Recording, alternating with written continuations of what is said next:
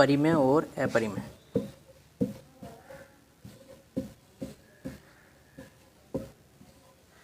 देखो स्टूडेंट्स, परिमेय संख्या वो होती है जिसे P अपॉन क्यू में लिखा जा सकता है। P अपॉन क्यू की फॉर्म में हम लिख सकते हैं जहाँ Q does not equal to 0।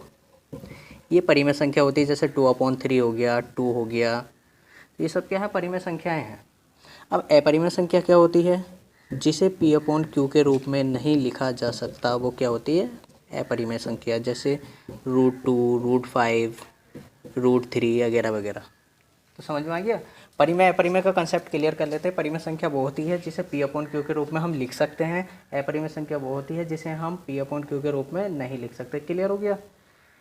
अब क्वेश्चन की ओर चलते हैं। क्वेश्चन क्या है हमारा? क्या 0 एक परिमेय संख्या है? इसे आप P अपॉन क्यू के रूप में लिख सकते हैं जहाँ P और Q पूर्णांक है, Q does not equal to 0। तो ये हल की ओर चलते हैं।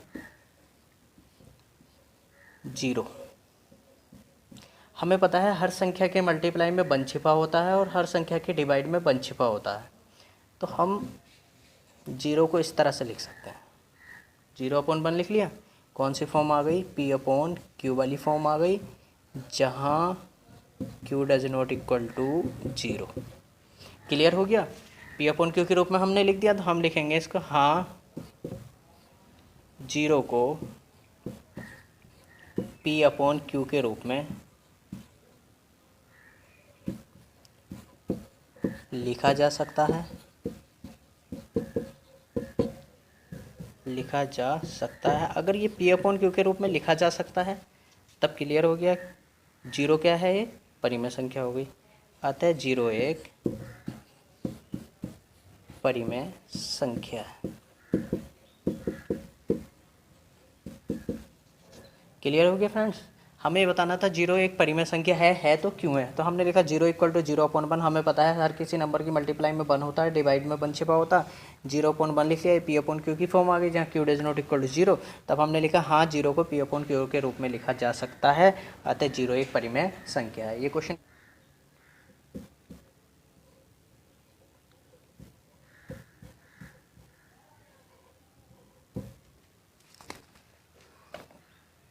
फ्रेंड्स सेकंड क्वेश्चन करते हैं। सेकंड क्वेश्चन क्या है हमारा? 3 और 4 के बीच 6 परिमेय संख्याएं ज्ञात कीजिए।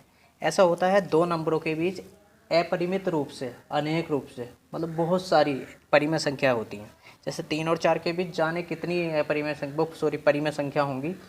दो संख्याओं के बीच जाने कितनी परिमेय संख्याएं हो सकती हैं? अनंत हो सकती हैं। हम निकाल भी नहीं सकते सारी की सारी।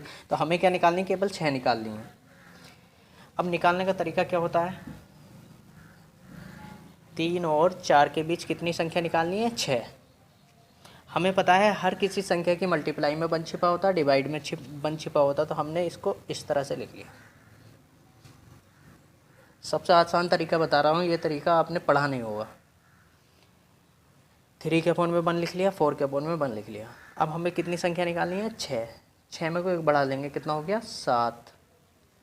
7 से मल्टीप्लाई कर लेंगे ऊपर नीचे आंसर हर में।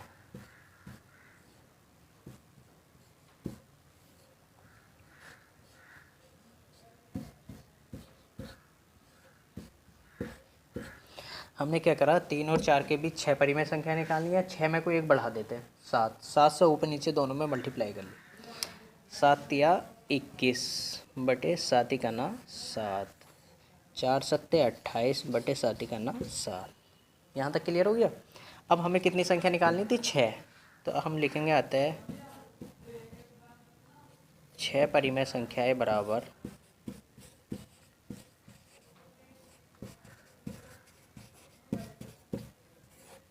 6 परिमेय संख्या हमारी कौन कौन सी हो जाएंगी? इससे अगली गिनती लिख देंगे। 21 के बाद क्या आता है? 22। 22 बटे 7 कोमा 23 बटे 7 कोमा 24 बटे 7 कोमा 25 बटे 7 कोमा 26 बटे 7 कोमा 27 बटे 7।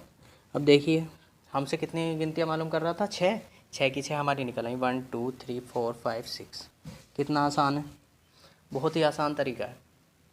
3 और 4 के बीच हमें क्या करना था? 6 परिमेय संख्याएं निकालनी थी। 3 लिखा, 4 लिखा, अपॉन में 1 लगा लिया। 6 निकालनी है तो एक नंबर बढ़ा लिया, 7 हो गया। 7 से ऊपर नीचे मल्टीप्लाई कर ली। 3 × 7 1 × 7 4 × 7 1 × 7 7 3 जा 21 अपॉन 7 बन जा 7, 4 7 जा 28 अपॉन 7 बन जा 7। बीच के नंबर लिख लिए। 6 परिमेय संख्या क्या हो गई? 22 upon 7, 23 upon 7, 24 upon 7, 25 upon 7, 26 upon 7, 27 upon 7।